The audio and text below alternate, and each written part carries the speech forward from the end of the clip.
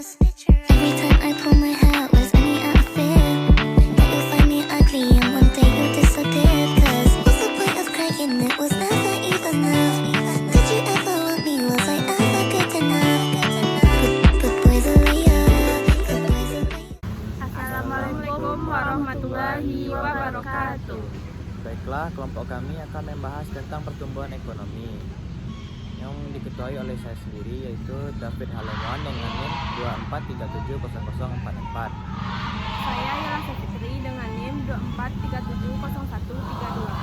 Saya Zakia Malia Putri dengan NIM 24370037. Alasan kami memilih tema pertumbuhan ekonomi yang akan disampaikan oleh David.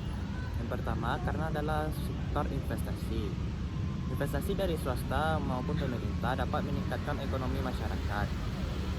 Yang kedua, karena inovasi teknologi, perkembangan teknologi mendorong efisien dan memperluas kapasitas produksi, meningkatkan pertumbuhan penduduk.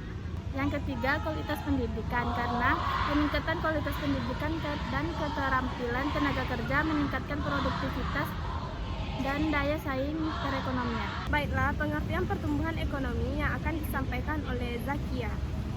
Pertumbuhan ekonomi adalah sebuah proses dari sebuah kondisi ekonomi yang terjadi di suatu negara secara berkesinambungan untuk menuju keadaan yang dinilai lebih baik.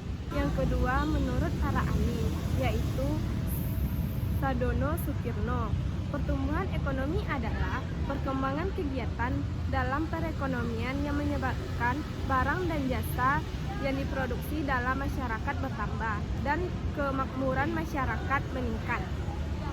Menurut para ahli yang kedua, yaitu Adam Smith. Menurut Adam Smith adalah pertumbuhan ekonomi adalah ekonomi akan tumbuh dan berkembang jika ada perubahan pada pasar dan penduduk yang memperluas dan mendorong spesialisasinya.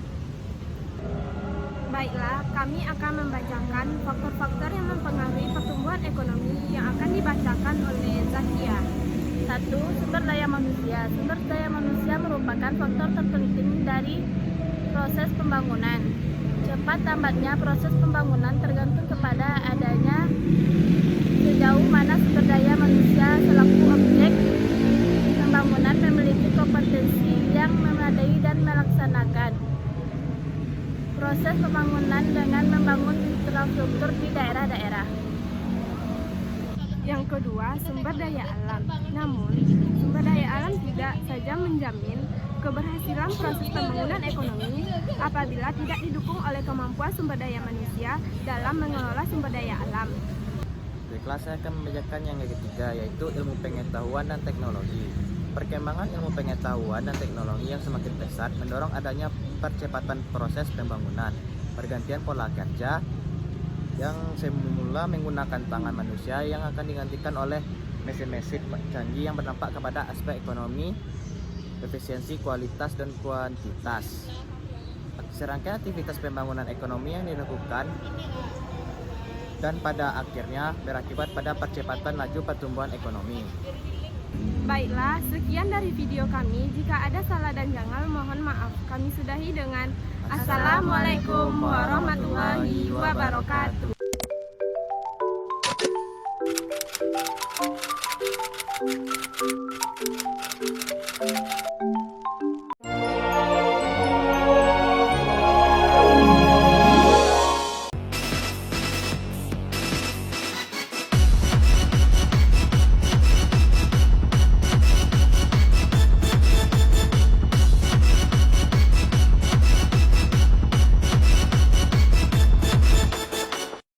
Thank you.